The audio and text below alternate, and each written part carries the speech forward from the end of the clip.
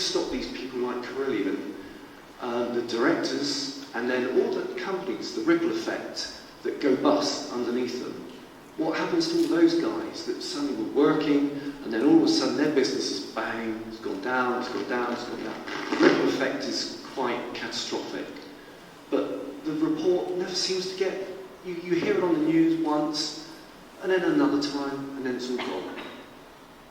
How can we stop this? How can we bring justice and fairness and equality, especially like directors' pay? It's ridiculous. Bournemouth University, I think it's about the 300,000 the top man earned. 300,000. Could you honestly spend 300 grand a year? Could any of you buy a boat, Ferrari? Yeah, you'd just about cover it, wouldn't you? Yeah. So that's my question, the fairness. If everybody can stop thinking about how they spend 300 grand right now, that would be really helpful. There is a lot we can do, actually, and you know, part of our work in doing the pay tracker each year is to show, you know, the Vodafone boss earns something like, I think it's 390, something like that, times the amount of the customer service advisor. You know, this is obscene. And I think there are two aspects of this. One is that investors are beginning to realise that excessive CEO pay, excessive executive pay, is a hygiene issue for them. It doesn't look good when something like Persimmon happens. It doesn't look good when VHS goes bust. Business realises, and last night I was at an event at the Guildhall in London where the British Academy had released a report which was talking about, you know, rethinking capitalism. This is the British Academy, you know, with a whole bunch of sponsors there, which included, you know, Rio Tinto and all sorts of organisations. As we say, you know, holding different opinions and beliefs in one place is incredible. But what it's beginning to talk about now is purposeful business. Business is starting to say that Section 172 of the Companies Act, which says that the purpose of a business is to profit for its shareholders, is not enough. That actually we need a stakeholder economy where we think about the workers, we involve the workers, we share more of the profit to the workers. Because if you look at profit to labour versus, if you look at profit going to capital, going to labour rather than to shareholders, it's huge now. You know, a vast proportion of profit is now going to shareholders, and they are the 1% and the 10% roughly. And so what we have to, and the only part of a business you can really squeeze is wages.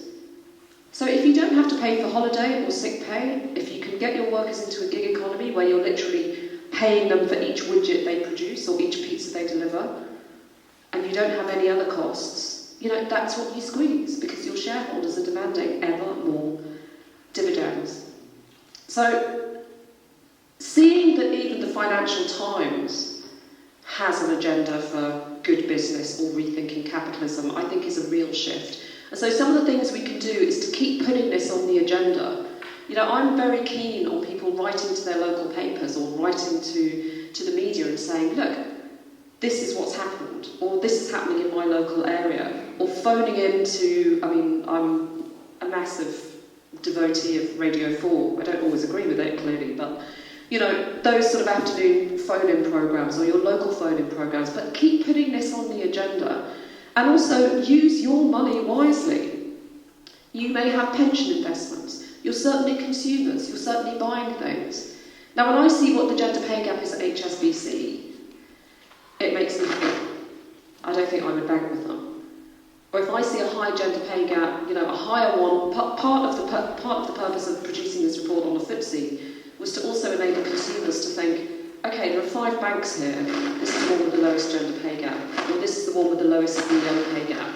We can use our financial power as well as our voice. And this is something that we are boards and corporate governance. And we were part of the movement that got the legislation on pay ratio reporting. So from January, companies will have to report on their CEO pay and on the ratio to other pay as well. And of course, we've got the gender pay gap regulations as well. It's slow because you're taking on such a vested interest. You know, there's even thoughts about reforming accounting. Why do we account for the things we account for in business? Shouldn't we be looking at well-being? Shouldn't we be looking at staff? Shouldn't we be looking at a whole range of things? Shouldn't we be accounting for externalities, you know, i.e. the environment and how we're wrecking it? So there's a conversation that's happening, and we have to make sure that we're in that conversation, because otherwise we get a whole load of corporates and big business congratulating themselves on great CSR. And my point in the meeting last night that, you know, nobody else seemed to raise was the role of the workers, the role of the employees, and their role in creating profit. That shouldn't you be at least taking that into account while everybody else was talking about, you know, regulation and all of this sort of thing? It has to come back to the people. It has to come back to individuals, because we're the ones making the profits for those shareholders.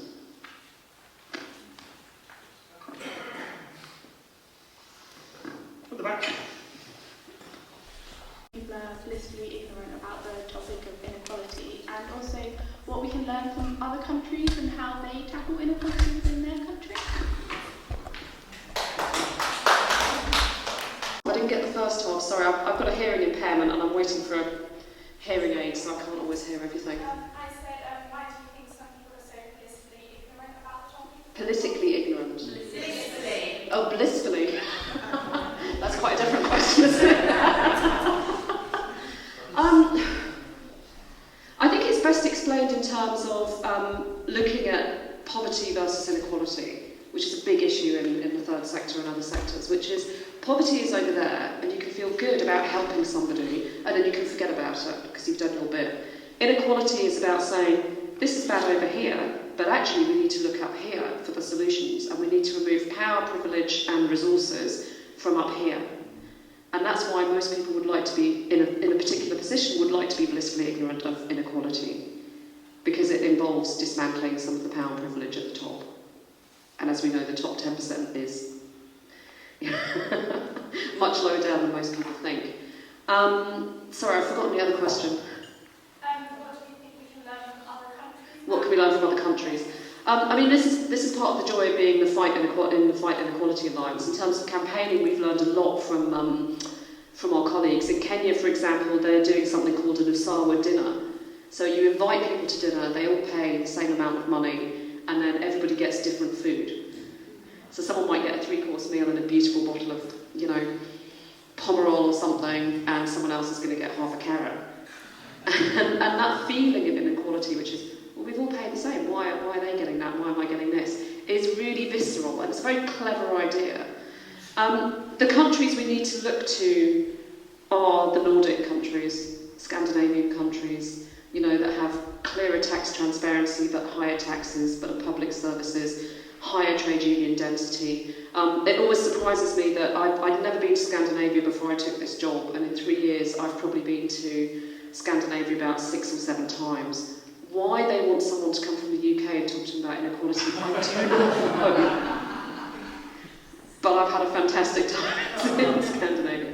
So, you know, we're looking at those levels. We're looking at simple things, like, for example, in Finland, they have a baby box.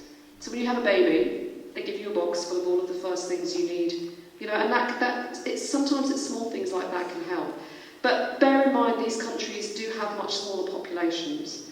And even in these countries, inequality is rising now, and they're seeing more of an input from right-wing parties.